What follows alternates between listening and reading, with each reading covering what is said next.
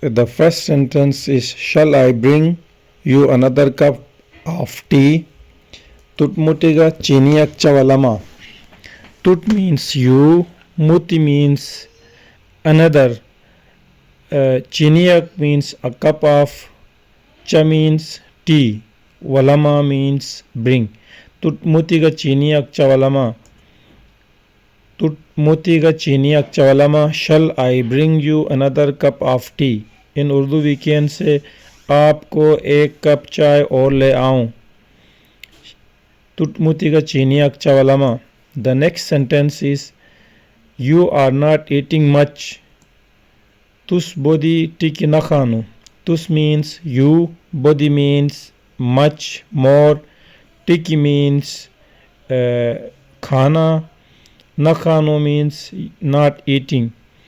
So we can in a sentence, if you want to translate, tus bodi tiki nakhanu, you are not eating much. Tus bodi nakhanu is also a right sentence. Tus bodi nakhanu, tus bodi nekhanu. Nekhanu in the central Gilgit city, the pronunciation people usually say like nekhanu. In other dialects like Bagroti dialect we say nakhanu. Tus bodi tiki nekhanu, you are not eating much food or much bread or much food, anything. So it can also be translated as tus bodi nakhanu. Tus bodi tiki nakhanu or tus bodi nakhanu, you are not eating much. आप ज़्यादा खाना नहीं खाते हैं. I am not very hungry. Mabodo uyano nush. Ya mat bodi uyanar nush. Both are correct. Mat bodi uyanar nush.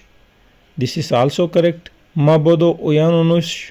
That is also correct. So we can say both sentences. I am not very hungry. Mabodo uyano nush. Mat bodi uyanar nush. मुझे ज़्यादा भूख नहीं है. The next sentence is, I am full. Matutnus.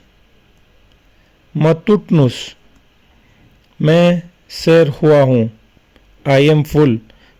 You have eaten your dinner, your lunch, whatever, and you are now full. You do not want to eat anymore. So in Shina language you can call it as matutnus. I am full. मैं सैर हुआ हूँ. Thank you so much.